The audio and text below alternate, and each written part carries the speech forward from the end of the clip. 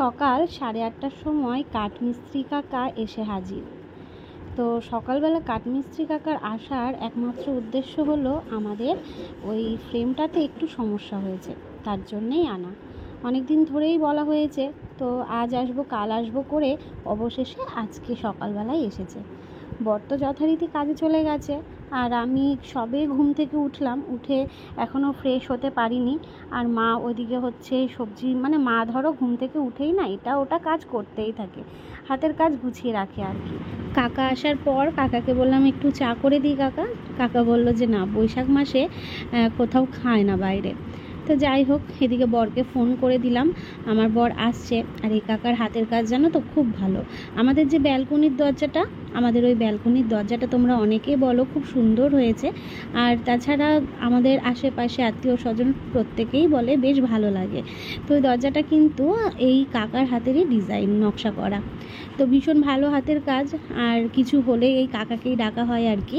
আর এই ফ্রেমটা যখন লাগানো হয়েছিল তখন তো আমার বর কাঠ কিনে এনেছিল, তোমাদের তো ব্লগে সেটা শেয়ার করেইছিলাম। তো কাঠটা হচ্ছে শাল কাঠের, কিন্তু এই জায়গাটায় মানে কাঠটা না খালি মনে হচ্ছে যেন ব্যান্ড হয়ে যাচ্ছে। তো তোমরা ভালো মতন জানো শাল সেগুন কাঠ তো খুবই ভালো, আর সেই জন্যেই কিন্তু আমার বর সবসময় যেটা বেস্ট, যেটা ভালো হয় সেইটাই করার চেষ্টা করেছে। তাই জন্য হয়তো আমাদের বাড়ির কাজটা করতে অনেকটাই লেট হয়েছে, এখনও আগামী দিনে অনেক কাজ বাকি রয়েছে। তো সবসময় আমরা চেষ্টা করি যে না, কমা কোনো কিছু দিয়ে কাজ হবে না, মোটামুটি ভালো জিনিসটাই ব্যবহার করব, সেটা আজ না হোক কাল, দুদিন পরে হোক তাও ঠিক আছে, কিন্তু তড়িঘড়ি কোনো জিনিসই আমরা করব না। যখন আমাদের এই ফ্রেম দুটো লাগানো হয় দুই ঘরে, তখন কিন্তু আমাদের এই কাকা করেনি, অন্য একজনকে দিয়ে করানো হয়েছিল। তো মাঝখানে যে ক্ল্যাম না কি বলে না, যেটা ফ্রেম আটকানোর জন্য দিতে হয়, তো হয়তো এই মাঝখানটাতে দেওয়া হয়নি। তো আমরা তো দিয়ে দিয়েছিলাম, কিন্তু তখন যেই সময় কাজটা হচ্ছিল আমার বর ছিল না। আর জানোই তো, বাড়িতে লোক না থাকলে কাজের হয়তো একটু গাফিলতি হয়েই যায়, হয়তো কি হয়, তো সেটাই হয়েছে আর কি। তো মাঝখানটায় হয়তো ক্লামটা পড়েনি, তো তার জন্যে ওই মাঝখানের জায়গাটাই একটু ব্যান্ড হয়ে যাচ্ছে। কিন্তু কাকা বললো কাঠটা কিন্তু খুবই ভালো কাঠ, যে কাঠের মিস্ত্রি সে তো চিনবেই বুঝবেই, তাই না? তো আর কি, ওই একটা সমস্যার জন্য আজকে আমাদের এই পরিস্থিতি। মানুষকে বিশ্বাস করে কাজ করালে যা হয় আর কি।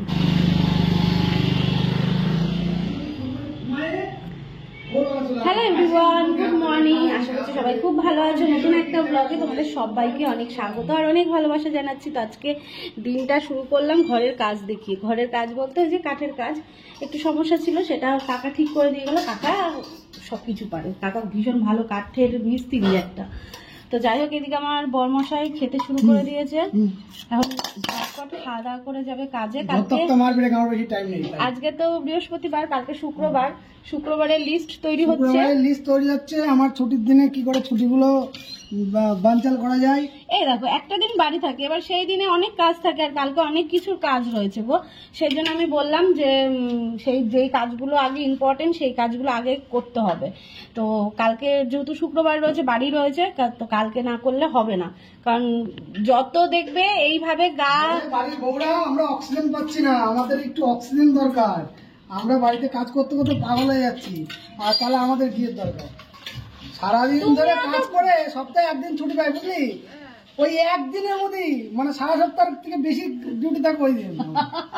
ওই দিন আমি একটু বসার টাইমও পাই না। আমি একা একা চলে যাবো, দীঘা ঘুরতে চলে যাবো, পুরী ঘুরতে চলে যাবো। দীঘা পুরী ঘুরতে হবে একা একা, আমার একটু অক্সিজেন দরকার। বইয়ের সাথে থেকে বইয়ের কাজ করে অক্সিজেন নিও। তো কি বলতো, এইভাবে আজ না কাল, কাল না পরশু করতে করতে সময়ও চলে যাবে, কারণ সময় তো থেমে থাকে না। তাই যেটা দরকারি কাজ সেইগুলো আগে করে নেওয়ার দরকার। আর এদিকে কাঠের কাজ তো হলো, ভীষণ বাজে অবস্থা এখন ঘরের। এখন এগুলো ঝাড়টার দিতে হবে, দেখতেই পাচ্ছ যে এখানটায় গোছ করে রাখা রয়েছে। অ্যাকচুয়ালি যে বললামই তোমাদের, মানে এই দরজাটা কাঠটার সমস্তটা ঠিক। এটা হচ্ছে কি কাঠ বললো না, শাল কাঠ বললো না, পিওর শাল কাঠ। মানে এই কাকার কাছ থেকে এটা কিন্তু করিনি, ও হচ্ছে আলাদা ভালো কাঠ দেখে নিয়ে এসেছিল। তো কাকাকে বললাম, কাকা কাঠের কি কোনো সমস্যা? ওর কাঠ তো একদম ওকে কাঠ, খুবই ভালো কাঠ, কারণ যে কাঠের মিস্ত্রি সে তো ভালো চিনবে কাঠের জিনিসটা।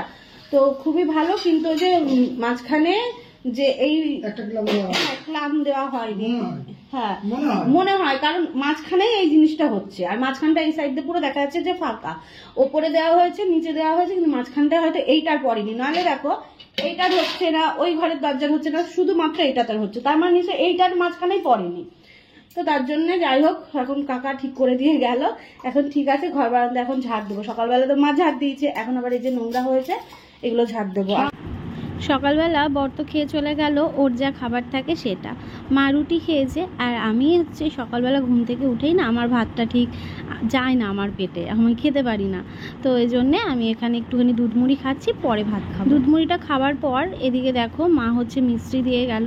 আসলে আমার বরের জন্য প্রত্যেক দিন মিষ্টির শরবতটা করে রাখি, কারণ রোদ জল থেকে আসে, তো একটু মিষ্টির শরবত পড়লে না ভালো লাগবে, শরীরটা ঠান্ডা হয়, তো তার জন্যেই মিষ্টির শরবত, মিষ্টিটাকে মানে ভিজিয়ে রাখলাম আর কি, দুপুরবেলা কাজ থেকে এসে খেতে পারবে। আখের গুড়ের শরবতটাও খাওয়া ভালো, দেখি আখের গুঁড়ো নয় নিয়ে এসে রাখতে হবে। শরবত ভিজিয়ে রাখলাম, মানে মিষ্টির শরবত। হ্যাঁ গুঁড়ো তুলবা, হ্যাঁ এসো, আজ তো বৃহস্পতিবার আছে, করে দেবো।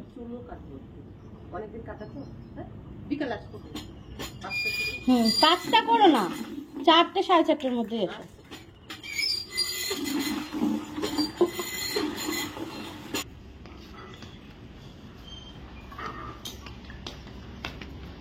সকালবেলা ঘুম থেকে উঠতে না উঠতে রোদের এত তাপ, বাপরে বাপ, দেখো খাখা করছে, মোটে সবে 10:45 বাজে, 10:45টার সময় আমাদের টুকটাক খাওয়া দাওয়া হয়েছে, এখন হচ্ছে মা রান্না করবে।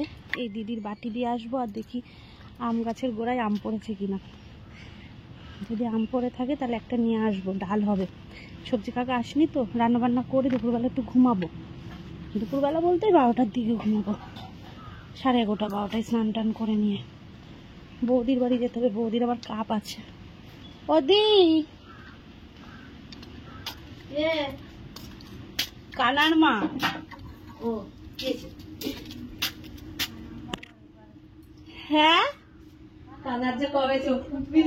কানার চোখ ফুটবে তাড়াতাড়ি। বলছি কি, আম গাছের গোড়ায় আম পড়েছে, একটা ডাল খেতাম, একখান ছোট পড়েনি, আম পড়ছে না, ও ওই তো পড়ে রয়েছে, ওর আমি ছোট দাও,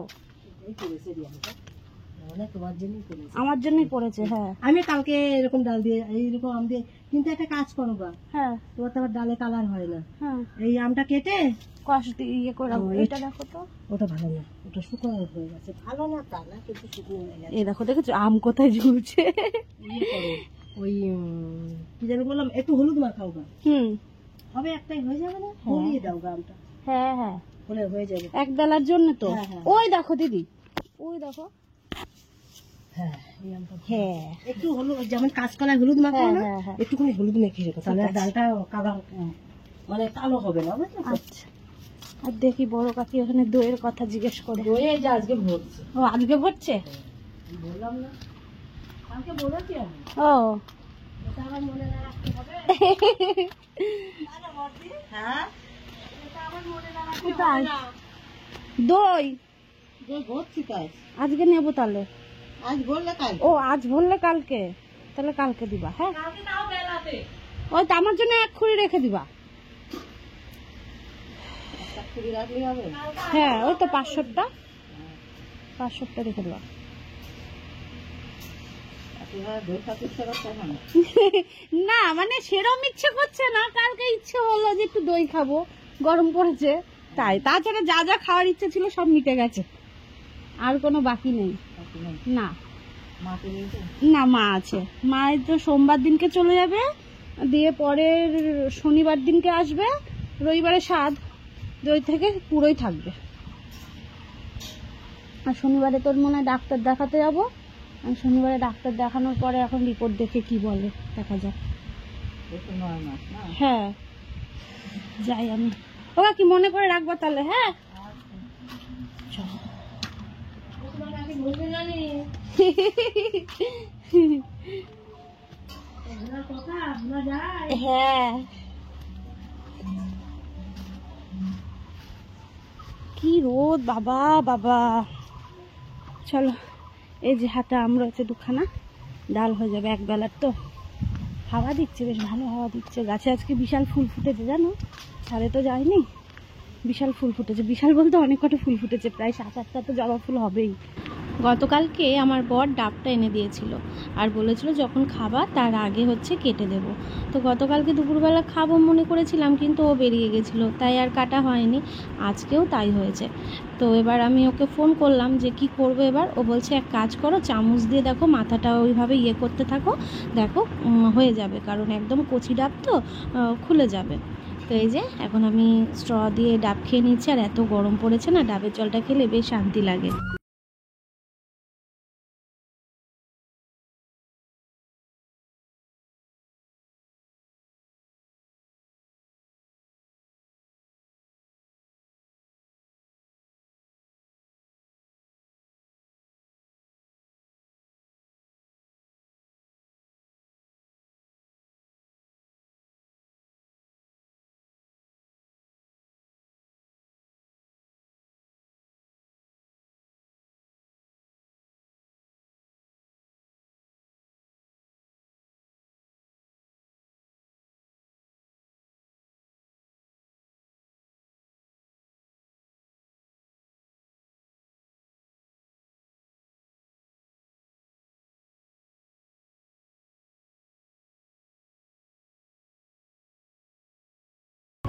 শোকেসের আলমারিটা একটু অগোছালো ছিল, তাই ভাবলাম যেই জিনিসগুলো প্রয়োজনীয় সেইগুলো সামনে রাখি, আর যেগুলো প্রয়োজনীয় না সেইগুলো নয় নিচের তাকে রাখা যাবে।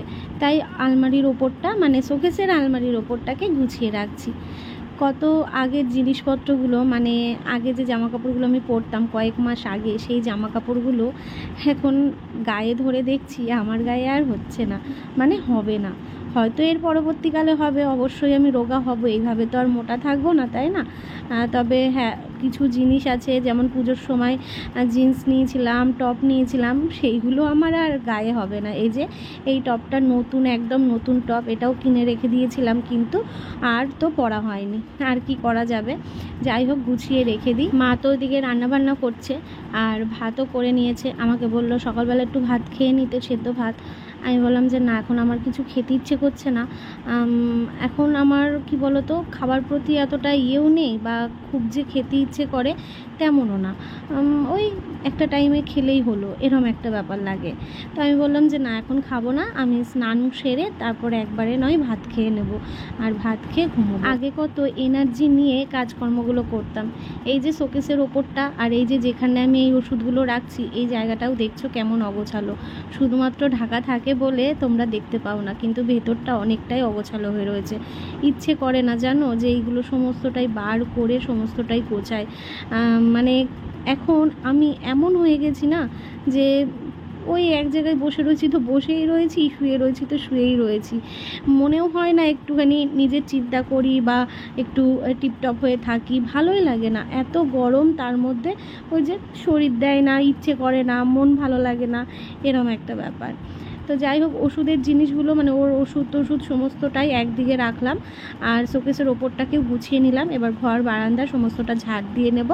ঘর বারান্দা ঝাড় দিয়ে তারপরে স্নানে যাব। আচ্ছা বন্ধুরা, তোমরা তো আমার ব্লগ দেখো, তোমরা অনেক ধরনের সাজেশন দাও আমাকে, তবে আজকে আমি তোমাদের কাছে একটা জিনিস জানতে চাই। তোমরা প্লিজ আমাকে একটু জানিও কমেন্ট করে, কেমন? অনেকেই বলছে যে বেবির নামটা ঠিক করে রাখার জন্য। আচ্ছা, আগে থেকে বেবির নামটা ঠিক করে রাখা কি প্রয়োজন? অবশ্য অনেকের ব্লগে আমি দেখলাম যে ডেলিভারি হওয়ার পরের দিনই নাকি বার্থ সার্টিফিকেটের জন্য বেবির নাম চায়, তো তখন ইনস্ট্যান্ট তাকে সেখানে নাম দিতে হয়। তো তখন ঠিক করা না থাকলে তো একটা অসুবিধায় পড়তে হবে। তো আগে থেকে কি নামটা আমি ঠিক করে রাখবো? তোমরা আমাকে প্লিজ কমেন্ট করে জানিও। আর যদি ঠিক করে রাখা মনে হয় ঠিক, তাহলে আমাকে একটু সাজেশন করো যে বিষ্ণু আর রিয়াঙ্কা এই দুটো দিয়ে একটা ছেলে আর একটা মেয়ের নামটা তোমরা আমাকে সাজেশন করো। যার নামটা আমার বেশি ভালো লাগবে অবশ্যই আমি তো রাখবই, আর সেটা পরে তোমাদের সাথে শেয়ার করব যে কার নামটা আমি সিলেক্ট করলাম, কার দেওয়া নামটা কেমন। তো তোমরা প্লিজ আমাকে একটুখানি এটা নিয়ে সাজেশন দিও আর জানিও, হ্যাঁ। আর চলো এবার আমি কাজকর্মগুলো সেরে নিই, তারপর ফ্রেশ হয়ে আসছি। স্নান করে আসলেই যেন একটু ফ্রেশ লাগে, আর তারপর যে কাজ সেই। মানে একটুখানি গাটা ঠান্ডা হয়, তারপর গিয়ে আবার গরম লাগতে শুরু করে। কি যে বিরক্তিকর। আর এখন আমার এত গরম লাগছে, মানে বাইরে টেম্পারেচার তো বেড়েছে, প্রত্যেকের যেমন গরম লাগে আমারও লাগছে, কিন্তু আমার যেন মানে এই প্রেগনেন্সিতে শুনেছি সবার কাছে তুলনামূলকভাবে বেশি গরম লাগে। গতকাল রাত্রিবেলায় তো মাঝরাতে 2:30টার দিকে উঠে বসে পড়েছি, এত কষ্ট হচ্ছিল গরমে, প্রচণ্ড গরম লাগছিল, পারছিলাম না। তারপরে সে হাঁটাচলা করলাম, হাত মুখ ধুলাম, তারপরে গিয়ে চোখ মুখে জল দিলাম, তারপরে গিয়ে আবার একটুখানি শুলাম। আজকে আর সকালবেলা ওই 7:30টার দিকে উঠেছি, তারপর আর ঘুমাইনি।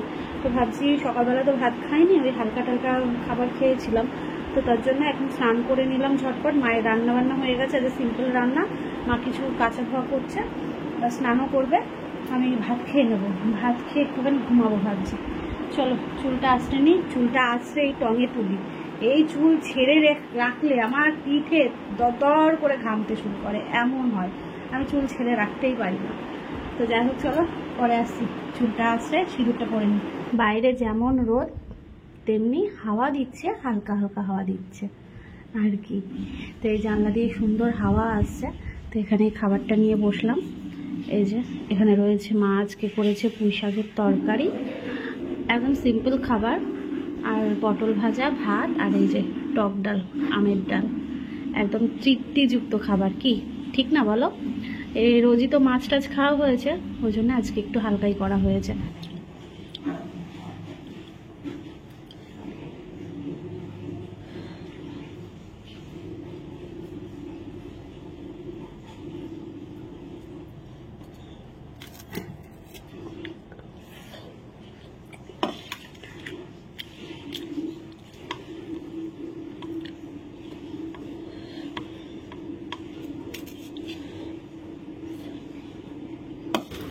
একটু চেয়ারে বসে ভাত খেয়েছি, ব্যাস, মানে পাটা একটু ঝুলে থাকলেই হলো, পাটা ফুলে যাচ্ছে।